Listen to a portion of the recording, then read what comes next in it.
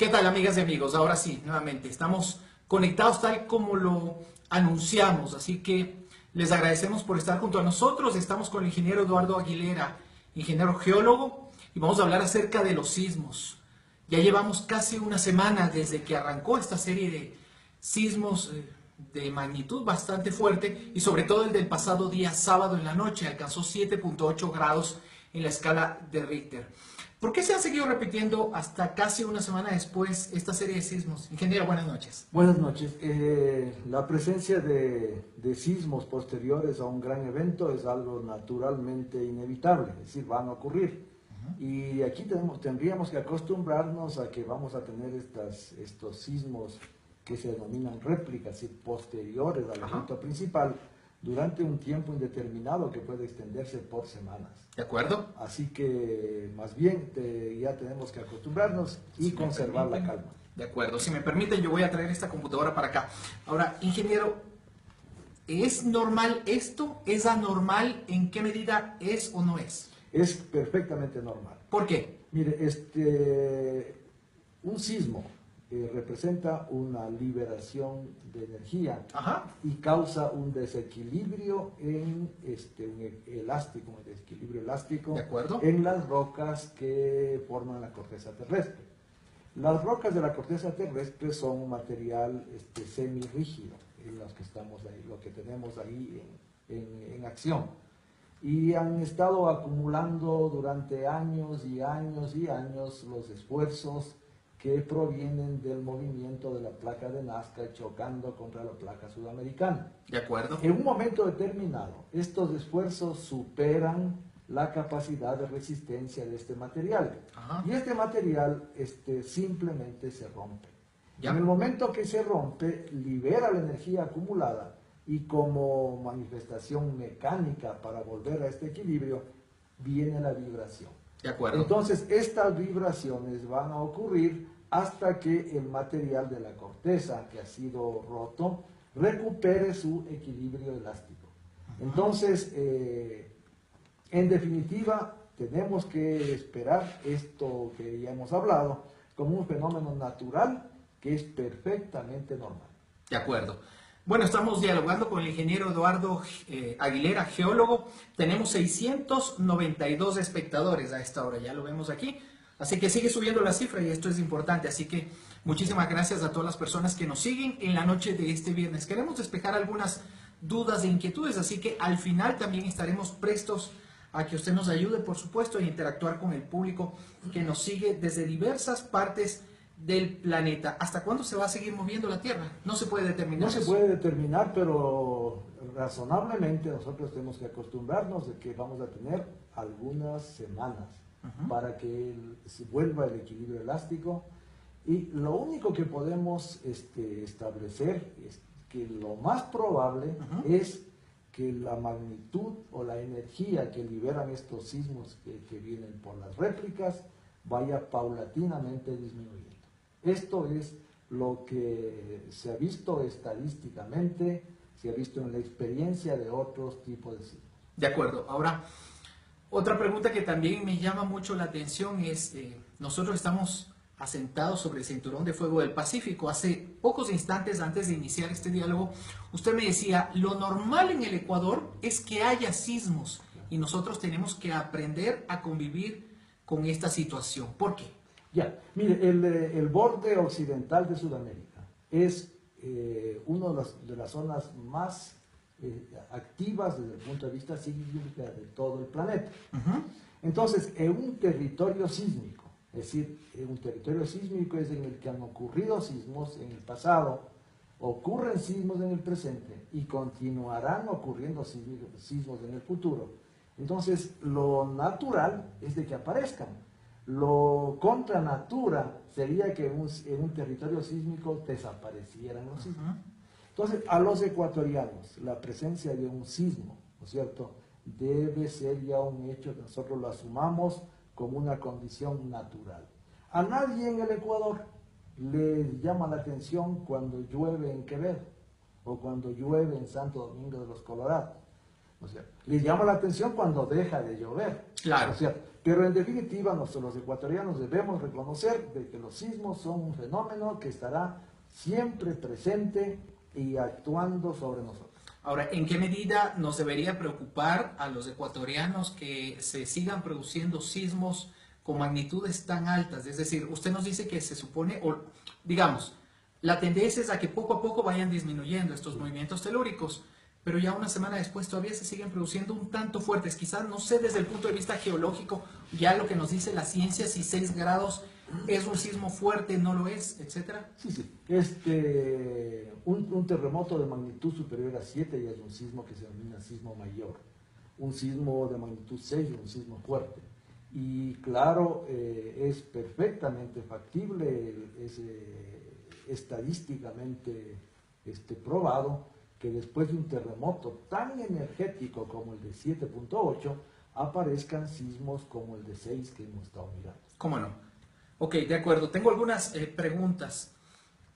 ¿Qué posibilidades hay de que en Quito se dé un terremoto? Bueno, tratemos de ser muy, en ese sentido también, mi pedido cordial, y yo creo que lo que tenemos que llamar todos, contribuir y llamar a la calma, pero también, bueno, decir las cosas tal como son, ¿no? Ah, cierto. Mire, una de las cuestiones primordiales en estos asuntos, en el tratamiento de un tema tan complicado y delicado, desde el punto de vista social, económico, de desarrollo nacional, ¿cierto?, es que la población esté siempre bien informada. ¿Cómo no? Ya.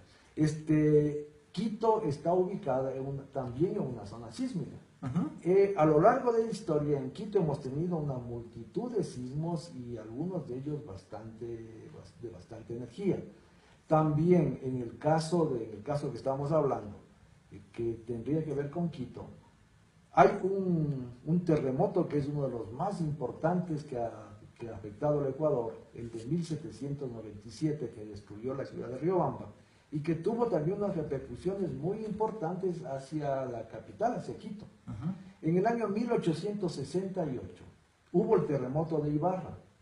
Entonces, fíjense ustedes que en el siglo XVIII, en el siglo XIX, en el siglo XX apareció el terremoto de Ambato en 1949. ¿Cómo no? Es decir, que la presencia de terremotos en Quito es también un hecho que nosotros tenemos que tomarlo en cuenta.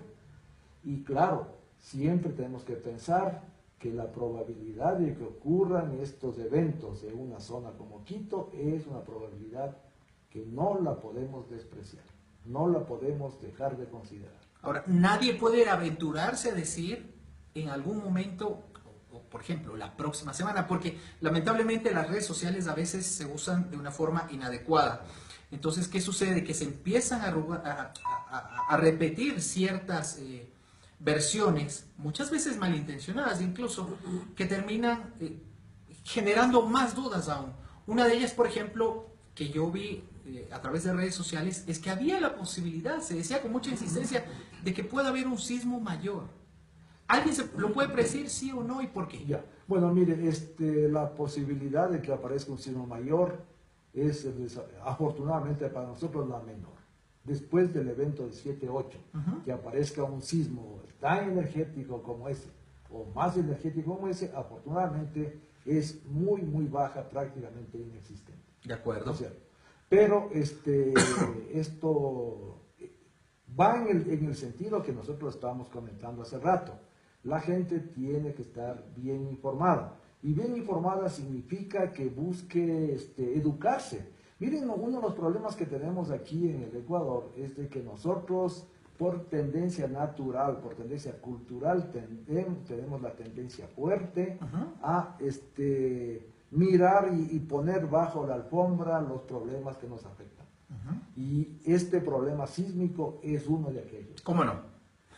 Entonces, reconozcamos, es un problema presente. ¿Ya? Y por lo tanto, en la respuesta concreta, ¿en Quito se puede producir un sismo importante? La respuesta es sí, pero categóricamente sí, porque esto es natural, ha ocurrido en el pasado y siempre, digamos, los fenómenos ocurridos en el pasado tienen también una repetición en el futuro. ¿Qué pasa con Guayaquil? También hablamos previamente acerca del movimiento telúrico que se produjo esta mañana y que causó zozobra, pánico entre personas que estaban llegando a las oficinas en ese momento y considerando que ha pasado menos de una semana Claro. el otro sismo. Cierto, la idea es esta. Una de las fuentes sísmicas más importantes que tiene el Ecuador es la que se encuentra frente a la costa, más o menos a 60 kilómetros de la costa, que se llama fosa oceánica. ¿De acuerdo? Esa es la principal fuente generadora de sismos que tiene el Ecuador. Pero en el continente existe una serie de fallas geológicas, es decir, rupturas naturales de la corteza terrestre, que son los lugares en los que que originan los terremotos. Por ejemplo, en el Ecuador, ¿dónde hay esas fallas? En el Ecuador hay muchas fallas. Por ejemplo, una de las más importantes es una mega falla. Se la conoce como la mega falla Guayaquil-Dolores. Dolores es una población que está ubicada en Venezuela y Guayaquil en Ecuador. Entonces podemos notar un accidente en la corteza terrestre que puede generar sismos tan extensa como la distancia entre Ecuador y Venezuela. Claro, de acuerdo. Tenemos muchas preguntas, así que agradezco a todas y cada una de las personas que siguen conectadas con nosotros. Tenemos un promedio de más de 1.100 personas que están conectadas a esta hora de la noche. Tenemos las 8:12 en el Ecuador, 20 horas 12 minutos. A ver, vamos a ver si empiezo a mezclar las preguntas que yo tenía planteadas con algunas que también nos están haciendo algunos ciudadanos. Por ejemplo, Cristian Anguaya. ¿Por qué los profesionales sobre los sismos no nos avisan que iba a haber un sismo? Por una razón muy sencilla, es imposible. La ciencia universal, no ha llegado ni siquiera a aproximarse a poder hacer una previsión sísmica. Esto es la viejísima aspiración de la ciencia sismológica mundial, pero desafortunadamente con un grado de éxito que lo podríamos decir bastante muy cercano a cero. Es decir, en este punto la ciencia sismológica no está en capacidad de poder hacer una previsión. Ahora, ¿y cómo trabajamos con los más pequeños? Especialmente usted, sobre todo, que ha tenido mucha experiencia como docente, esa ha sido, digamos que una de sus fortalezas. ¿Cómo trabajar, cómo preparar a la población civil, y sobre todo a los más pequeñitos hoy en día que hablamos ya, ahora sí, hay una razón súper poderosa para trabajar mucho más decididamente sobre este tema? Sí, yo lo que decía hace un momento, el ciudadano ecuatoriano necesita una educación sobre este tema.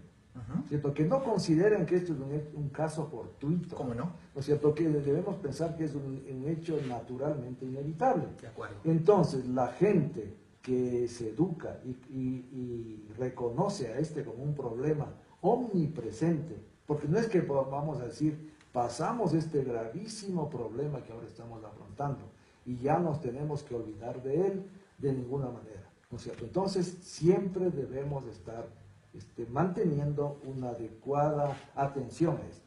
¿Y a qué se debe, y cómo podríamos reflejar esto? Porque tampoco podemos caer en subjetividades. Así es. La principal objetivación del asunto. Tratemos de construir con técnicas que nos permitan por lo menos garantizar que la seguridad personal quede preservada.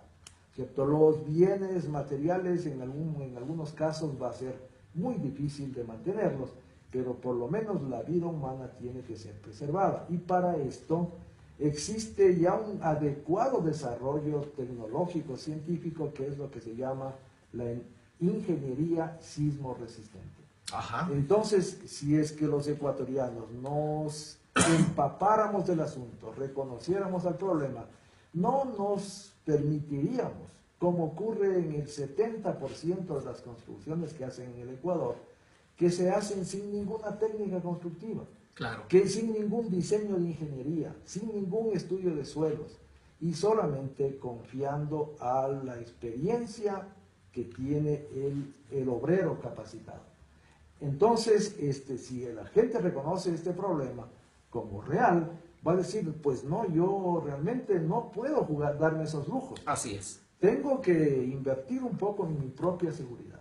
Si me permite, por favor, tenemos una pregunta de Jorge Durán y una de Julián Olmedo dice, de alguna u otra manera trato de sintetizar ambas preguntas, pero preguntan si tiene relación el sismo ocurrido hoy, pasadas las 8 de la mañana, en la ciudad de Guayaquil, cerca de la isla Puná, con los sismos producidos frente a las costas de Manabí y también en parte frente a las costas de Esmeraldas. Bien. Normalmente la longitud de rotura que presentan los sismos, como este de magnitud 7.8, se extenderá por, digamos, unos 200 kilómetros. Entonces, si es que nosotros chequeamos y vamos a ver la posición de las réplicas, vamos a ver que paulatinamente nos van configurando la extensión de la zona de rotura. ¿De acuerdo? Entonces, el sismo de Guayaquil podría estar relacionándose con este, o también podría ser de una falla ya ubicada en el continente. Entonces, esto habría que analizar y esto es de alguna manera hasta sencillo hacerlo. Pero independientemente de esto, es decir, lo único que nosotros debemos reconocer ahora que ha ocurrido una desgracia enorme como este sismo del 7.8, las réplicas que continúan, claro, afiancemos nuestra idea de que los sismos van a estar siempre presentes en Ecuador. Lo que queremos con este diálogo es hacer pedagogía, que todos y cada uno de nosotros podamos seguir aprendiendo a través de lo que nos dice un experto, una persona que se ha dedicado toda la vida a estudiar sobre esta materia. Había una persona que me estaba diciendo por qué no responden a mis preguntas. Por favor, Sebastián, creo que es, si nos puede plantear de nuevo la pregunta. En la región amazónica, dice Carlos Guillermo, ¿se encuentra alguna falla geológica que pudiera provocar algún movimiento telúrico de gran magnitud, en especial provincias como Orellana y Sucumbíos? Pues sí. Miren, en 1987, hace un periodo relativamente corto, la parte oriental fue afectada por un sismo. Y este terremoto de 1987, 5 de marzo de 1987, se produjo en una también falla geológica muy importante, de acuerdo, que lo llamamos la falla del borde oriental de los Andes ecuatorianos. Entonces, ante esta pregunta, la respuesta es sí, porque hay un accidente geológico generador de sismo. Bueno, seguimos avanzando. Hay muchísimas preguntas. Envío un cordial saludo. Nos están siguiendo desde Uruguay, Ciudad de la Plata TV. Estamos con ustedes, dice. ¿Qué tan cierto es la probabilidad de un super terremoto de 9.9? Bueno. A ver, en el año 1906, 31 de enero, apenas inaugurada la red sísmica mundial, se registró frente a las costas de Ecuador, frente a la costa de Esmeraldas, el terremoto que hasta esta fecha es el tercero más importante en energía liberada, es magnitud 8.8. Eso frente a Esmeraldas. Frente al norte de Esmeraldas. De acuerdo. Este produjo un gran tsunami y este tsunami tuvo un efecto devastador en las poblaciones que están ubicadas al sur de Colombia. Ahí, por ejemplo, desapareció completamente la población que habitaba la denominada Isla del Muerto. Es un poco patético también el nombre, pero fue fuertísimo ese efecto. La longitud de la corteza terrestre rota en ese terremoto fue del orden de 500 kilómetros. Entonces, esto cubre Esmeraldas y Manabí. Y si es que se volviera a romper una longitud como ese, tendríamos un terremoto de magnitud parecida, digamos 8.8, tal vez 9. Pero resulta, de acuerdo con el comportamiento que hemos verificado en el último siglo, que se ha ido rompiendo la corteza en varias porciones. Entonces, en 1942 se rompió una parte, en 1979 se rompió otra parte, en 1998 se ha roto otra parte. Y ahora, ¿no es cierto?, otra, digamos. Entonces, la probabilidad de que ocurra el terremoto de 8.8 está presente, pero afortunadamente para nosotros ya con un menor valor. Hay posibilidades, Claudio Riera dice, ¿existen sismos o estudios sismotectónicos que explican ahora mismo que exista una cadena de eventos hacia el sur de América, como estamos sintiendo en las réplicas de la isla Puna. Trato de interpretar Sí, lo que él dice, ¿no? es decir, el accidente sismotectónico que genera el problema Claro. es la presencia de la fosa oceánica que se extiende entre la Patagonia y el norte de Sudamérica. ¿No es cierto? Entonces, la fosa oceánica es el punto que marca, no lo llamemos el punto, sino la línea que marca la colisión entre placas, la de Nazca y la sudamericana. Entonces, en la fosa sudamericana se están concentrando los esfuerzos que en un momento determinado se liberan y generan sismos. Conclusión, esa es la causa fundamental y el aspecto sismotectónico importante. Hablemos acerca de las ciudades que han sido afectadas acá en el Ecuador. Y esto a propósito de una persona, Joseph Ibarra, soy de Puerto Viejo. ¿Por qué en Puerto Viejo no fue el epicentro del terremoto? ¿O en algún momento podría pasar con las réplicas? Por favor, me responden. La liberación de energía frente a Pedernales, en el norte de Manabí, frente a la que se produjo en Puerto Viejo y en Manta, ¿cuáles son las diferencias y las similitudes? Bueno, el sismo principal tuvo un epicentro que está más o menos frente a Muisne, muy cercano a la costa. Las réplicas se tienen que ir alineando en una dirección más o menos paralela a la costa. De acuerdo. Esa es la zona que genera la zona sismogenética. Es bastante difícil, diría que con una probabilidad casi nula, de que migre hacia el continente y tenemos un sismo con epicentro en Puerto Viejo. De acuerdo. Bueno, seguimos hablando acerca de este tema. Bueno, dice Sebastián García, ahora sí, ya veo la importancia que dan a los barrios más desfavorecidos de las provincias afectadas. Lo que más me preocupa es la salud de los niños y niñas que son los más vulnerables a enfermedades. Cumplo con leer el mensaje también. Mayerly Parrales hace un rato nos preguntaba, ¿pero van a ser más fuertes o van a ser más débiles las réplicas? El ingeniero ha dicho que la idea es de que poco a poco vayan a ir descendiendo, poco a poco, lentamente, ¿verdad? La tendencia es de que vayan descendiendo. De acuerdo. Ahora, en cuanto tiene que ver a el tema de la construcción, porque aquí se habló mucho de la vulnerabilidad de las niñas, niños y adolescentes, es un tema, estamos hablando con un geólogo, pero bueno, obviamente también es un padre de familia, pero quisiéramos enfocarnos más en la parte técnica. Hablemos acerca de la construcción en el Ecuador. Yo tuve la oportunidad de escucharlo el día de ayer en una entrevista a través de una emisora de Quito, en la que usted hablaba acerca de las construcciones que están ubicadas especialmente muy cerca del mar. ¿Qué pasa allí y por qué tal vez estas sufrieron los efectos en esa medida? Ya. Bueno, mire, aquí en este terremoto y la tragedia subsecuente la podemos atribuir, digamos, primero a la causa natural, que ya queda perfectamente, yo espero que quede claramente establecido. Pero a este fenómeno natural, a esta causa natural que es el problema raíz, nosotros, los ecuatorianos, las personas, la ciudadanía, le estamos añadiendo otras dos, ¿no es cierto?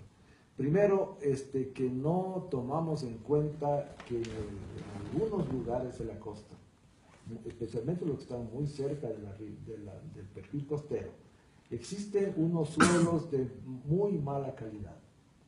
Estos suelos de muy mala calidad... ¿Qué significa de mala calidad y por qué? Ya, significan de mala calidad porque no tienen suficiente capacidad portante, es decir, que no pueden soportar esfuerzos.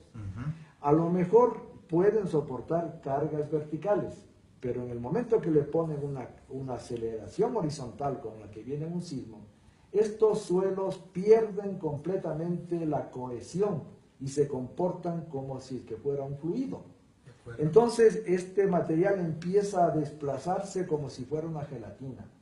Hay algunos testigos presenciales del evento en que observaron que se producían oleajes, se producían ondas, que se pudieron ver incluso en las carreteras. Entonces, esto es el reflejo clarísimo de un fenómeno que se llama licuación de suelos. Las partículas de suelos que están acomodadas una junto a otra, y esto le da un cierto grado de cohesión, cuando le mete la aceleración horizontal, pierde la cohesión y los granos de arena fluyen como si fuera un líquido, como una colada. Esto hace que las construcciones obviamente tengan unas solicitaciones o se queden sin piso. Esto pudo haberle sucedido, por ejemplo, al Hotel Royal en Pedernales, muy cerquita del mar, o tal vez a este Hotel El Gato en la ciudad de Puerto Viejo, ya no cerca del mar, pero tal vez la calidad de materiales. Mire, yo creo que esto vale, yo no he visto en términos generales como para poder hacer una Entiendo que usted va a ir para allá, pero todavía no, claro. El punto fundamental es mala calidad de suelos que en un momento determinado pierden toda cohesión y se comportan como un fluido. Ahí viene el término licuación, que todos entendemos que es el paso de estado sólido a líquido. Segunda cosa, los suelos de origen marino tienen también una característica primordial, es que tienen un alto contenido de sales. Y en presencia de agua empiezan a disolverse esas sales y se pierde cohesión. Entonces, suelos que van a ser licuables, suelos de origen marino que van a disolver sales y se quedan sin cohesión, esto configura un panorama que ya habíamos anticipado bajo el nombre de mala calidad de suelos. Después vienen las técnicas constructivas. ¿De acuerdo? Aquí en el Ecuador nos tomamos muchísimas libertades. ¿Cómo cuáles, por ejemplo? Como por ejemplo en el caso particular de la zona costera, cerca del mar, que muchos constructores, así de manera completamente irreflexiva, utilizan arena de mar como elemento de construcción. ¿De acuerdo? La arena de mar tiene un gravísimo problema, que está cargada de sales y con el transcurrir del tiempo van a corroer el acero de refuerzo. Entonces, el acero de refuerzo, aunque hubiera sido colocado en las cantidades, en las longitudes que se requiere, en presencia de arena de mar, simplemente se corroe y pierde su característica primordial. En segundo lugar, esto se ha visto, y creo que todo el público ha visto en la televisión, hay algunas vigas en las que se nota claramente que hay una escasez completa de acero de refuerzo. Entonces, falta de acero de refuerzo, mala calidad en la construcción del hormigón, y también aquí en el Ecuador somos muy propensos a realizar algunas acrobacias constructivas. Una persona empieza construyendo una casita de un piso y todo el mundo aspiramos a tener eso, pero al cabo de un tiempo mejora ya su situación económica, crece la familia y va el segundo piso. Pero ojo, la cimentación de la casa de segundo piso, de 2 pisos, está exactamente como para un piso. De acuerdo. Y después de unos años ya mejora, se estabiliza la situación económica y piensan en hacer el tercer piso, porque ya los hijos crecieron, ya formaron su hogar, etcétera, etcétera. Entonces, una casa de un piso con un diseño de cimentación, un diseño estructural para ese tipo de cargas, termina soportando cargas de 3 pisos.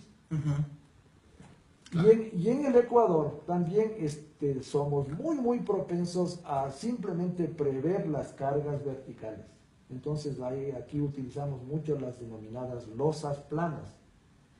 Y estas losas planas no tienen un refuerzo que les pueda amarrar, y en un momento determinado, apenas viene una carga horizontal, estas losas se parten y aparece el efecto sándwich. Entonces la losa del 5.º piso queda amontonada con el primer piso, y cada losa tenía 10 centímetros o 15 centímetros de alto, y un edificio, digamos, de 10 metros, claro, queda convertido en un montón de 2 o de 3. Bueno, hay muchas preguntas, muchísimas inquietudes, y trataré de responderlas. Hay saludos desde Chile, hay saludos desde Bogotá, nos están viendo en algunos lugares, saludos a Quevedo, a Babahoyo, que también nos están siguiendo.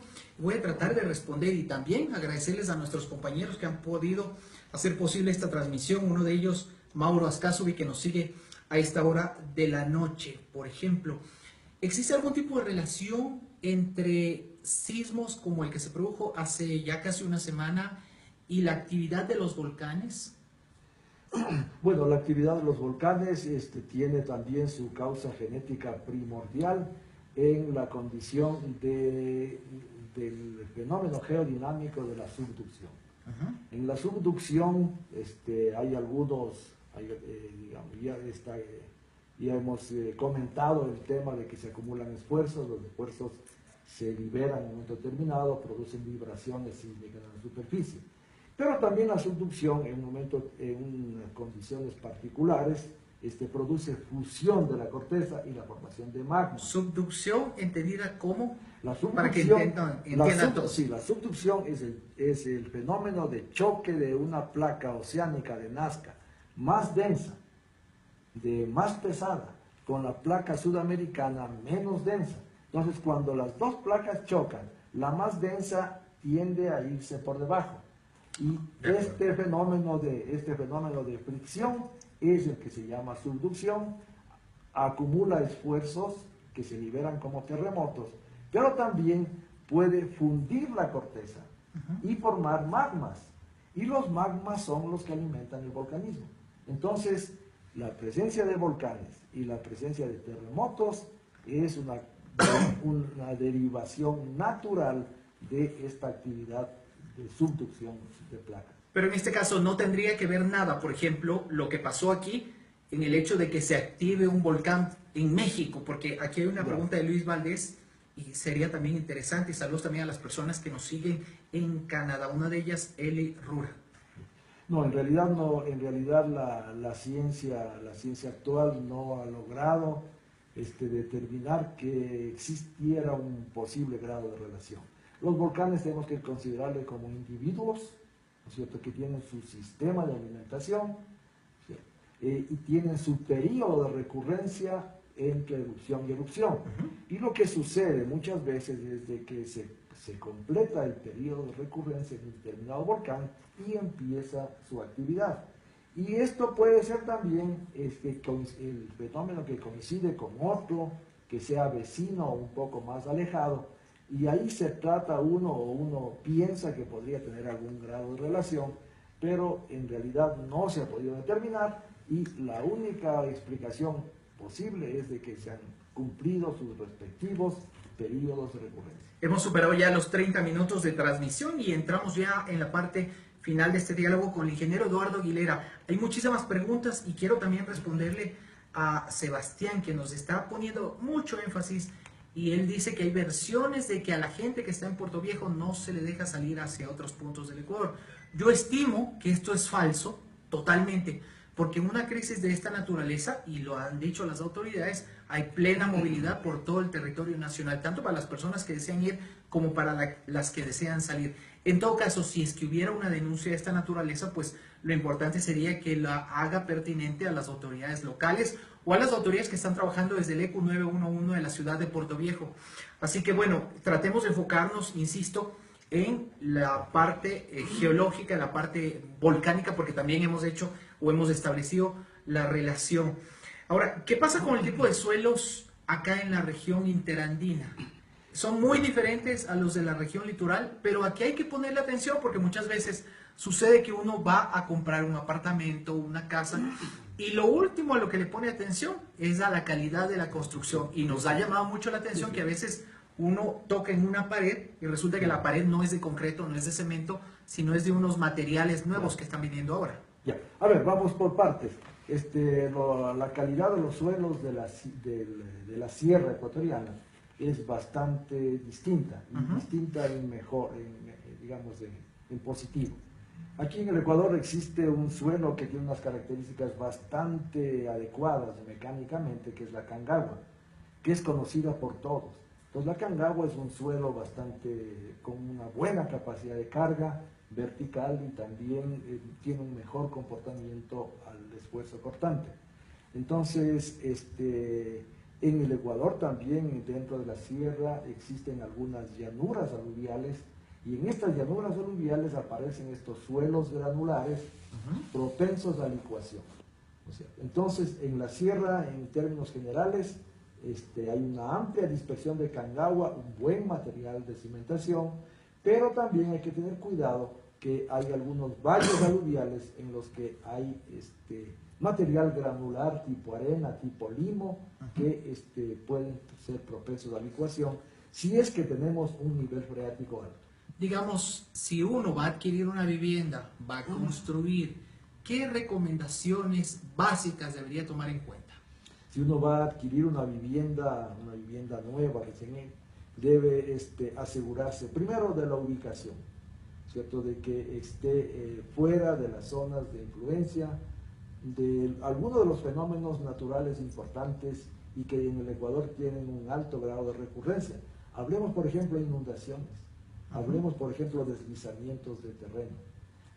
Los deslizamientos de terreno y las inundaciones tienen una frecuencia de ocurrencia muchísimo más alta que un terremoto, muchísimo más alta que una erupción volcánica. Por eso es que también en Esmeralda sucede eso, que mucha gente se asienta sobre estos cerros que están ubicados alrededor de la ciudad y allí permanentemente o cada invierno sufren este problema. Sí.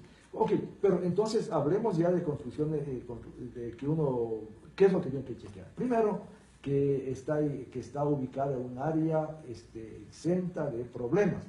Ahora, no es posible que uno pueda estar 100% liberado de los riesgos. Así es. Es decir, la vida misma es un riesgo. Pero tratemos, por ejemplo, de no ubicarnos en la mitad de un cauce abandonado que el río lo va a reclamar en cualquier momento. No nos asentemos al pie de una ladera que puede colapsar en el momento que tengamos un periodo de lluvia muy alto o que venga un terremoto que le altera todo el equilibrio. En el caso de sismos o del peligro sísmico, ahí sí hay que chequear y desafortunadamente este sería un tema quizá un poco más complicado de verificar cuál es el grado de ingeniería sismo resistente que tiene una edificación. Y la informalidad también que se vive con mucha frecuencia en el Ecuador. Por ejemplo, preferimos antes que contratar un ingeniero, un arquitecto, a que un maestro nos haga. Sí. Mire, esto es un fenómeno, yo digo, de tipo sociológico, ¿no es cierto?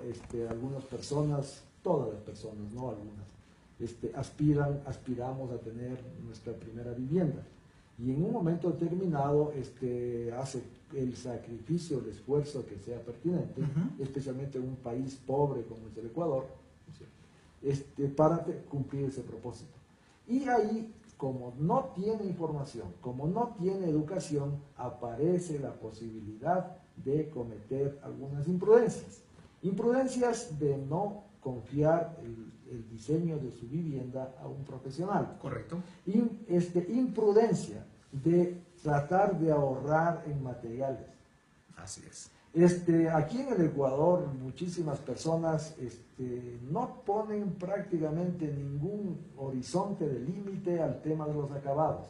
Le dice, yo quiero los mejores acabados, pero a la hora que le dicen, vamos a poner un poco más de acero de refuerzo o vamos a mejorar la calidad de la mezcla, le dicen, no, ahí sí tratemos de ahorrar al máximo.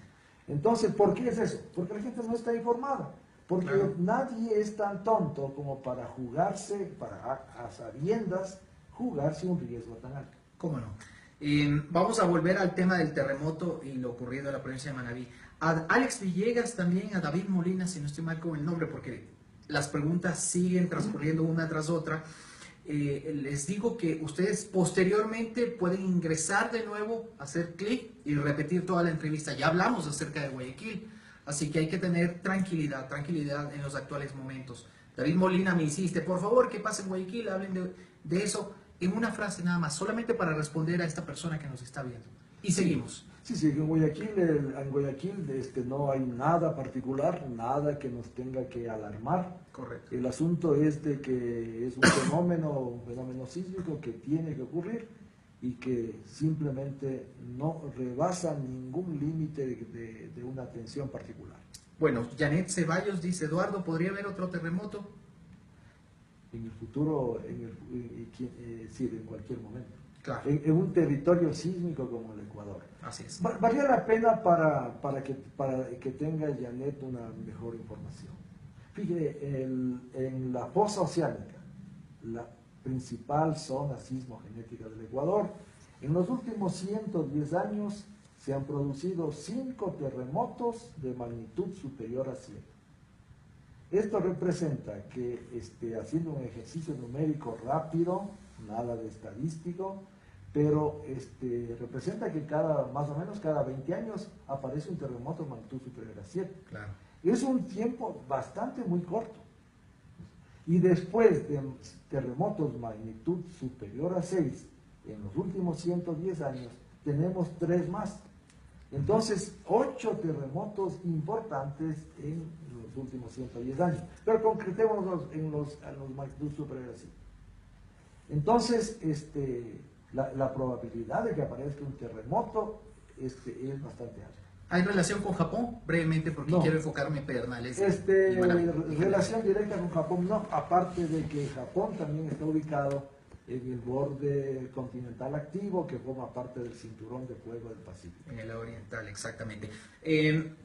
¿Cómo debe darse la reconstrucción de Pedernales? ¿Bajo qué condiciones? ¿Qué debe pasar en Manta? Sobre todo en la zona de Tarqui, se ha hablado ya de la posibilidad de no volver a construir sobre la parte más afectada, establecer zonas verdes, etcétera. Y usted nos contaba también algo que le refirieron de hace algunas décadas, aproximadamente 5 décadas atrás, que hay zonas que hoy están plenamente urbanizadas en la ciudad de Manta, allí en la zona de Tarqui, y que resulta que hace un buen tiempo atrás, hace 50 años, eran playa. Eran playa, claro.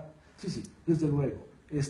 Una reconstrucción debe de partir de un hecho de que no vamos a reconstruir con los mismos parámetros, de modo que esperemos el próximo para que venga la segunda, la tercera reconstrucción. En el caso de cualquier ciudad, Pedernales, Manta, Puerto Viejo, la idea sería de que la reconstrucción se haga en la medida de lo posible, porque eso también es un poco complicado desde el punto de vista social, económico, psicológico, ¿no es cierto? Pero en la medida de lo posible que se dejen a un lado las malas prácticas constructivas. La ingeniería moderna dispone de metodologías para construir en forma segura. Lo único malo es que eso cuesta. Claro. ¿No es cierto? Entonces, alguien va a decir, yo estoy dispuesto a reconstruir mi edificio de 5 pisos, pero bueno, ahora sí, tratemos de hacerlo bien.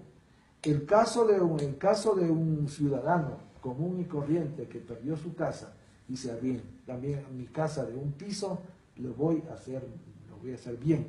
Voy a procurar utilizar buenos materiales y voy a asegurarme de lo que estoy haciendo.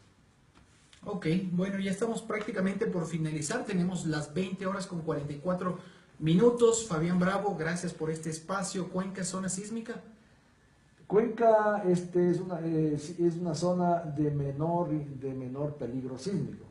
Entonces se encuentra alejada, obviamente, de la fosa oceánica, se encuentra alejada del borde oriental de los Andes.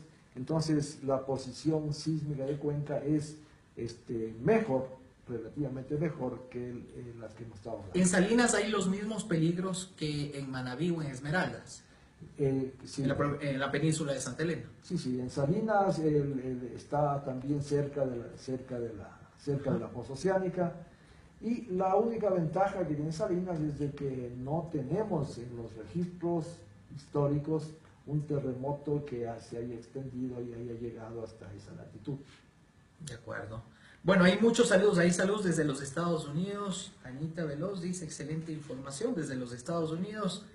Claudio Riera, según un estudio divulgado este martes por científicos de la Universidad de Anglia Ruskin del Reino Unido, los animales son capaces de predecir terremotos gracias a su sensibilidad para detectar electricidad en el ambiente. ¿Quieres que te cuente algo sobre eso? Claro. ¿Una experiencia personal? No, es una experiencia mundial. En el año 1987 o 1986, no estoy absolutamente seguro en este momento, se realizó en la ciudad de Lima, Perú, el Congreso Sismológico Mundial. Y el año 86, ¿no es cierto?, era el arranque de la gran revolución de las computadoras. Las computadoras pasaron a ser algo parecido a la que ahora tenemos. pasábamos al tiempo la computadora personal. Y en el Congreso Mundial había un sinfín de presentaciones de artículos técnicos referidos a la forma de aplicación, la forma de aplicar esta revolución de la computadora personal al procesamiento de datos sísmicos, que era ha sido siempre un tema. Pero de pronto ahí apareció, y nadie le paraba mucha bola, apareció la delegación china. Entonces la delegación china llegó ahí y el tema a plantearse era que los chinos son los únicos que han logrado predecir un terremoto. Entonces, como estaba en la época de las computadoras, ¿y qué programa utilizar? ¿Y qué computador utilizar? Los chinos muy tranquilos dijeron, nosotros no utilizamos ningún método científico clásico, sino utilizamos la observación de animales. De acuerdo. Entonces, el único evento exitosamente predecido se fue hecho con observación de animales.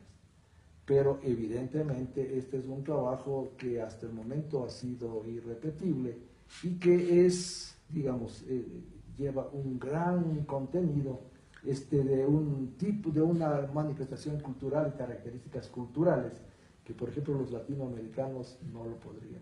Estaríamos lejos de poder hacer. Hubo aquí un saludo de Viviana Morales, dice que usted fue profesora ella en la Escuela Politécnica del Ejército, hoy Universidad de las Fuerzas Armadas. Bueno, tenemos 1024 espectadores. Antes de finalizar, queremos reiterar nuestro agradecimiento. Hemos tratado de responder todas y cada una de las preguntas. Sin duda hay muchos. Esta noche nos acompañaron 1000 personas. Lo que sí les recomendamos, a fin de seguir haciendo pedagogía, es de que compartan esta entrevista a través de la red social Facebook.